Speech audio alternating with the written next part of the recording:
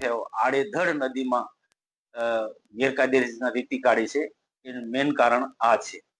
આ ભરૂચ તાલુકા પૂરતું જ નહીં, ઝઘડિયા તાલુકામાં ટોટીદરા પાસે પણ 4-5 વર્ષ પહેલા ઘટના ઘટી હતી. નારેશ્વર કરજણ તાલુકામાં ત્યાં પણ 4-5 વર્ષ પહેલા અમદાવાદના એક પરિવાર આવ્યું, 8 થી 9 લોકો ડૂબી ગયા હતા.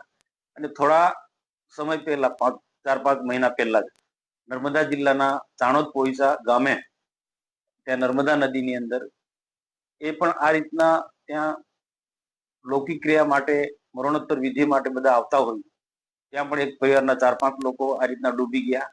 આમ દર વર્ષે કોઈ ને કોઈ આ રીતના જે રેત માફિયા જે ખાડા ખોદેલા છે, આડેધડ રેતી કાઢે છે મશીન બોટથી મૂકીને, એના કારણે ઠેર ઠેર નર્મદા જિલ્લો, વડોદરા જિલ્લો અને ભરૂચ જિલ્લો, આખા નર્મદા કાંઠામાં ઠેર ઠેર ખાડા હોય છે.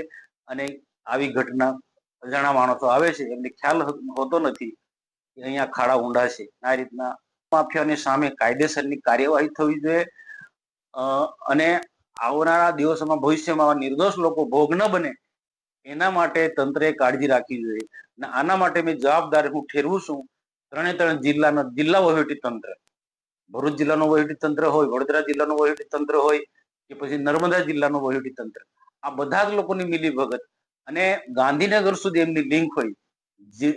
ગાંધીનગરમાં પણ ખાણ ખનીજ વિભાગના અધિકારીઓ આ રેત માફિયા સાથે જોડાયેલા હોય છે. અને કેટલાક આ રેત માફિયા બહુ મોટા રાજકીય વગ ધરાવનારા લોકો હોય છે. એના કારણે